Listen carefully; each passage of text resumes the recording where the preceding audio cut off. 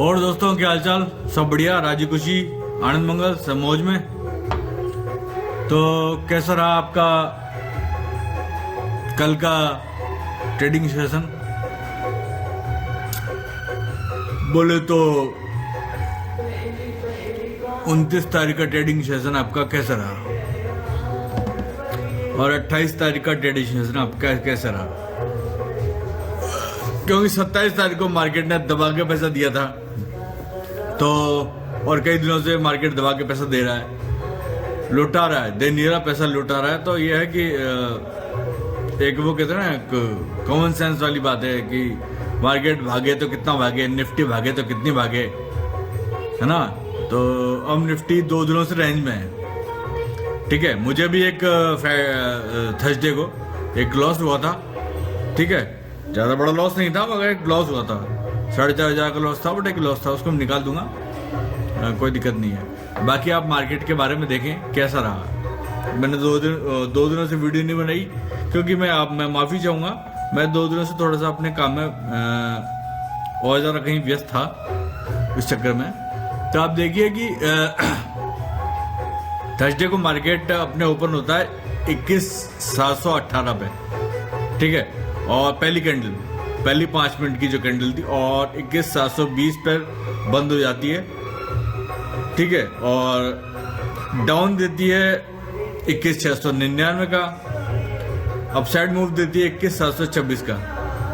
वही doji style जो मैंने बताई थी आपको कि मार्केट अगर खींच के ऊपर बायस ले जाते हैं, प्राइस नीचे आती है और खींच के प्राइस को ऊपर ले जा रहे हैं, तो मार्केट में दमा आप नेक्स्ट कैंडल में एंट्री ले सकते हैं।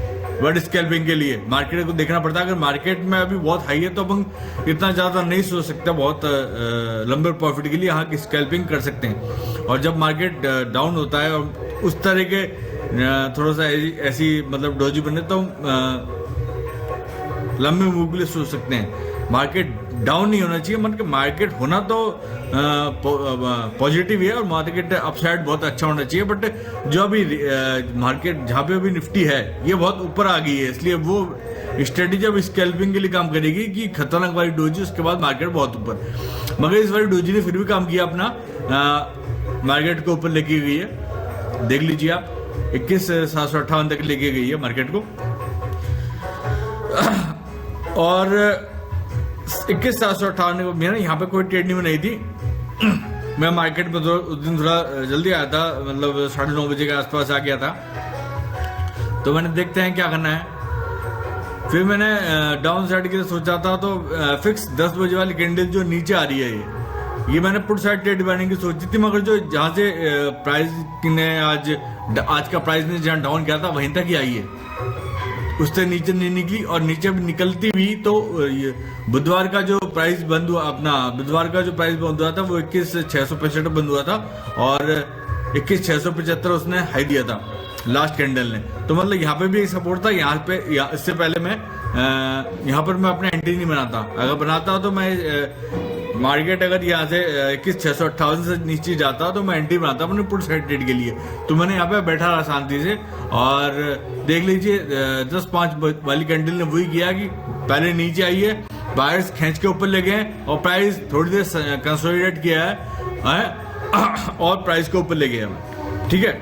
अब आप देख सकते हैं कि यहाँ पे जब प्राइस आया उसके बाद मार्केट खींच के ले जा रहा है, बायर्स उसको प्राइस को ऊपर खींच के ले जा रहे हैं। और ट्रेड लेते समय हमें एक चीज का ध्यान रखना कि जहां पर ऊपर खींच के लगे वहां पे ट्रेड लेनी है, ठीक है, प्राइस ऊपर जाते ही। और जो उसका प्राइस का जो लोअर सर्किट लोअर में जहां प्राइस रही है वहां का हमको स्टॉप लॉस लगाना हमेशा। और आप देख सकते हैं कि प्राइस उसके बाद कंसोलिडेट किया, वहां तक मतलब उसके आधी तक आया है, वहां तक नहीं आया तो स्टॉप लॉस हिट नहीं हुआ है लोगों का वहां पर। और मतलब स्टॉप लॉस को उन्होंने फॉलो किया, पूरी स्ट्रेटेजी फॉलो करी है, तो मार्केट ने उनको अच्छा मूव दिया ऊपर पहली। फिर उसके बाद 11-5 पहली कैंडल ने मूव अच्छा दिया, उसके बाद कंसोलिडेट किया मार्केट ने और फिर मार्केट ने अच्छा मूव दिया। और हुआ ये था कि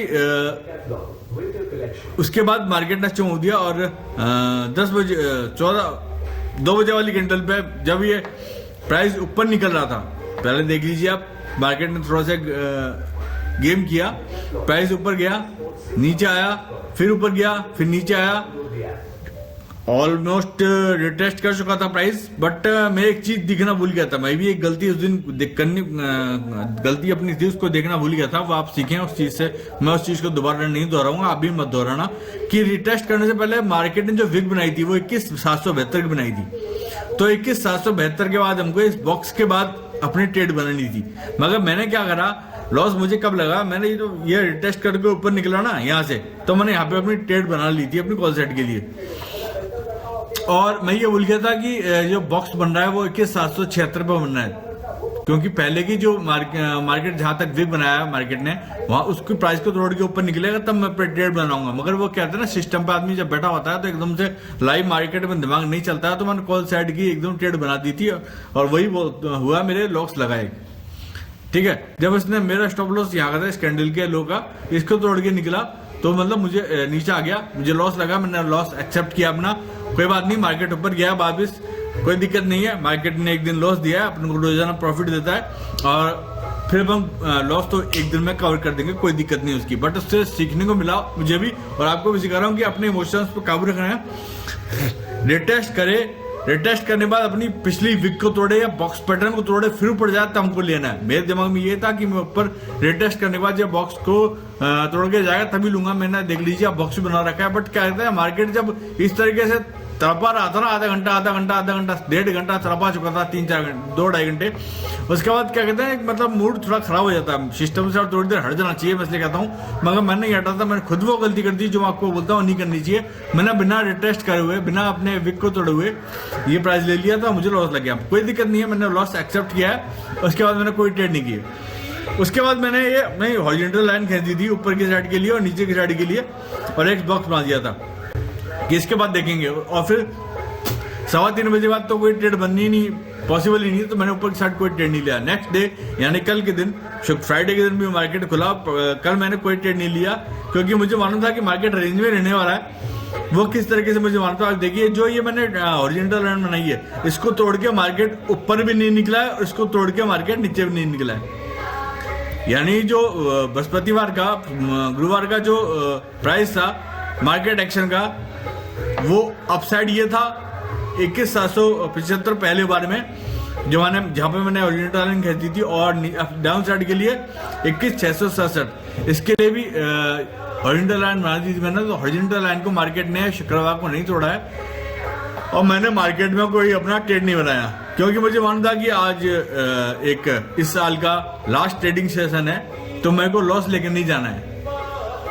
2024 में मैं नई साल में नई स्ट्रेटेजी को अपना के और नए अपने जो मेरे से गलती हुई है उसको दोबारा ना फॉलो करके नए साल में अपना अच्छा प्रॉफिट कमाएंगे धड़ाधड़।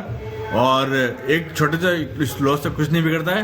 हम कोई एक दिन काम करने के लिए नहीं है, हमको हमेशा काम करना है मार्केट में, तो हमको बार बार लॉस नहीं करने, अपने इमोशंस पे काबू रखना है। तो मैंने कल यानी शुक्रवार को कोई ट्रेड नहीं बनाया, 29 तारीख को मैंने कोई ट्रेड नहीं बनाया, क्योंकि ट्रेड बनाता तो इसको मार्केट तोड़ के ऊपर जाता या इस हॉरिजॉन्टल लाइन को तोड़ के नीचे आता तो मैं ट्रेड बनाता। ये मेरी सेफ स्ट्रेटेजी, मैंने कोई ट्रेड नहीं बनाया। ठीक है, तो आपको भी मैं कहना चाहता हूँ कि जिस तरीके से मार्केट एक्शन काम कर रहा है, मार्केट प्राइस काम कर रहा है, उसी तरीके से काम करना है हमको, इमोशंस में नहीं आना है। हाँ, मैं भी आ गया था इमोशंस में, थोड़ा सा लॉस हो गया, मगर उससे हमको इमोशंस से घबराना नहीं, उससे हमें जो हमारी गलती है उससे हमें सीखना है और सीख के हमको आगे बढ़ना है। ये नहीं कि गलती हो गई, हमको कुछ लॉस हुआ या नुकसान हो गया तो हम उसको चुपचाप डर के बैठ गए, नहीं यार वैसा नहीं होगा, नहीं करेंगे वैसा नहीं, हमको उस चीज से सीखना है कि हमने क्या गलती करी है और उस चीज को दोबारा फॉलो नहीं करेंगे, दोबारा उस गलती को हम नहीं दोहराएंगे